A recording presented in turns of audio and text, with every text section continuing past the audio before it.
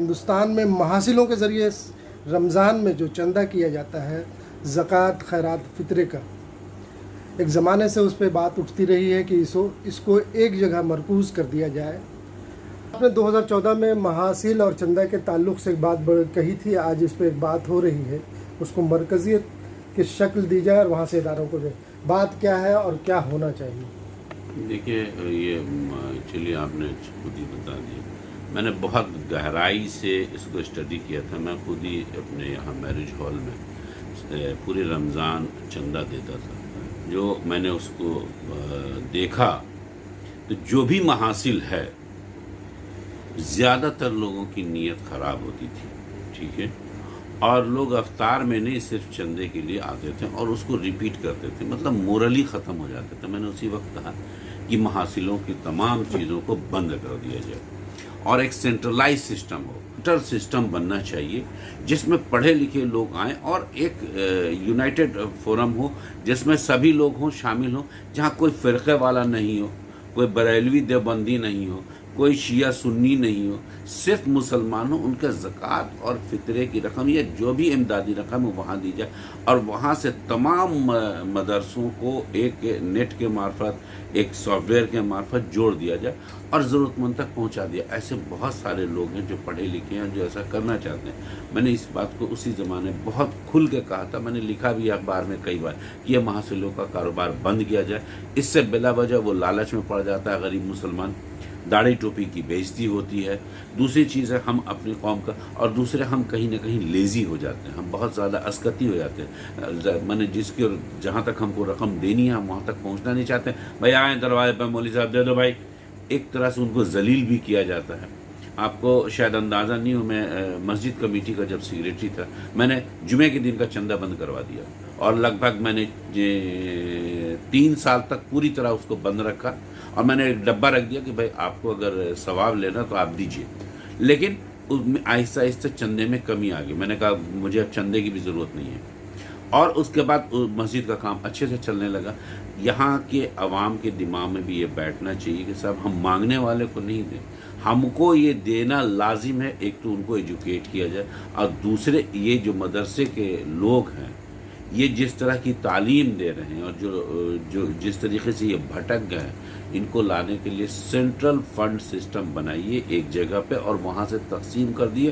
کسی کے خرچ 1 لاکھ روپے ہے، 2 لاکھ روپے ہے، 4 لاکھ روپے، 10 لاکھ روپے سالانہ ہے، اس کو پورا فنڈ آپ وہاں سے دیجیے، اور اس سے زیادہ رقم بہار کے مسلمان زکوٰۃ کی شکل میں دیتے ہیں۔ اور یہ اگر ترتیب سے دیا جائے تو ہم کو لگتا ہے کئی اسکول، کئی کالج چل سکتے ہیں، کئی بی پی ایس سی اور یو پی سی کی کوچنگ انسٹیٹیوٹ چل سکتی ہے۔ اس کو کرنے کے لیے میں نے کہا تھا کچھ لوگ بھی آ جائیں، ہم تو تاجر آدمی، ورنہ ہم خود ہی قائم کروا دیتے ہیں، چونکہ ہم اپنے کام میں بہت مصروف رہتے ہیں، لیکن اور جو لوگ ریٹائر ہو رہے ہیں اس طرح کے لوگوں پہ ہم نے بہت لمبی بات لکھی تھی اور کئی اخباروں میں اس کو چھپا بھی تھا، بہار، یو پی اور دہلی سب میں چھپا تھا۔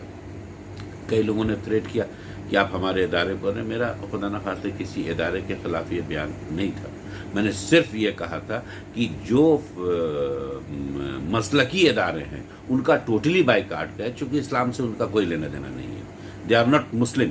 میں تو سیدھے کہتا ہوں وہ مسلمان ہی نہیں ہے، چونکہ اسلام میں اللہ نے کہیں پر تفرقہ دیا ہی نہیں۔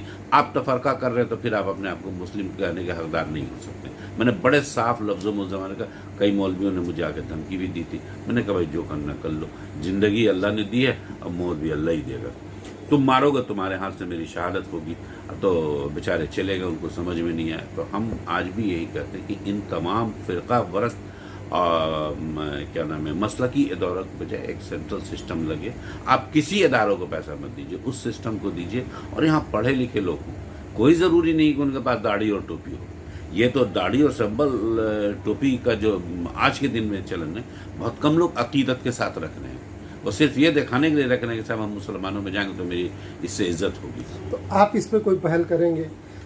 ہاں بالکل، اگر کوئی آدمی یہ کرے تو بالکل ہم بہت سارے لوگوں کو کہیں گے کہ بھائی آپ کی جو بھی زکوٰۃ، فطرے اور بدت کی رقم رکھتی ہے آپ اس میں ٹرانسفر کیجیے، اور اس میں کچھ لوگ ہوں ہم بھی اس کمیٹی میں رہ سکتے ہیں، یہ اکیلے ایک آدمی کا کام نہیں ہو سکتا ہے، ہم بھی رہ سکتے ہیں۔ ہم نے 2014 میں بہت بڑی آواز اٹھائی تھی، بلکہ ہم میرج ہال میں بہت مشہور تھا وہ کہ ہم رمضان بھر لوگوں کو افطار میں ہم نے وہ پورا سسٹم ہی بند کر دیا۔ ہم نے جب دیکھا کہ یہ صرف لالچ کا کاروبار ہے اور آج بھی وہی آ رہا، کل بھی وہی آ رہا، پرسوں بھی وہی آ رہا، تو اس کے پاس تو ایمان نام کی چیز ہی نہیں ہے، وہ ہم کو دھوکہ دینے آ رہا ہے۔ تو وہ دھوکہ ہم کو نہیں دے رہا ہے، دراصل وہ دھوکہ اپنے آپ کو دے رہا ہے۔ اور ایک طرح سے یہ جو مذہبی تاجر ہیں ان کے ہاں جو اس کو ایجوکیشن ملا اس کے مطابق اس کو ٹھگنا ہے۔ نئی ٹیکنالوجی کا استعمال کیا جا سکتا ہے، ہاں، ویب سائٹ بالکل، بنا بالکل، کر کے اس پہ بالکل، کیا جا بالکل، سکتا ہے۔ بالکل۔ کچھ لوگ اس میں پہل کر رہے ہیں، آپ اس میں کتنی حصے داری آپ کی ہوگی؟ بھائی میری حصے داری آٹے میں نمک کے برابر ہوگی، بس اتنی ہی سمجھ لیجیے، لیکن حصے داری ہوگی۔ اگر کوئی بھی ہم کو بلاتا ہے تو بالکل ہم اس میں دامے درمے سخنے ہم اس میں شامل ہوں گے۔ اچھا، یہ مرکزیت جب ہوگی، یہ سینٹرائز ہوگا، تو اداروں تک یہ بات کیسے پہنچے؟ ادارے اس میں تیار ہوں؟ اس میں اداروں کو کچھ بولنے کی ضرورت نہیں ہے، تمام مدرسوں کی ایک لسٹ ہے پورے بہار میں، جتنی لسٹ ہے وہ یہاں پہ ہے۔ آپ جیسے ہی سافٹ ویئر ڈالیں گے مدرسہ بورڈ سے بھی لے لیا، اور پرائیویٹ جو مدرسے چل رہے ہیں لوگوں کے خیرات زکوٰۃ اور فطرے سے، یہ بہت بڑی چیز نہیں ہے۔ ہم پورے بہار کا ڈاٹا جب چاہیں گے یہ لوگ نکال سکتے ہیں، سمجھ گئے؟ فوراً یہ چیز نکل آئے گی، اور نکلنے کے بعد بہت آرام سے یہ چیز چل سکتی ہے۔ ہزاروں لاکھوں نہیں، کروڑوں نہیں، اربوں کا فنڈنگ ہوگا، لوگ پیسہ اس پہ دیں گے، اس پہ بھروسہ کریں گے، سمجھ گئے؟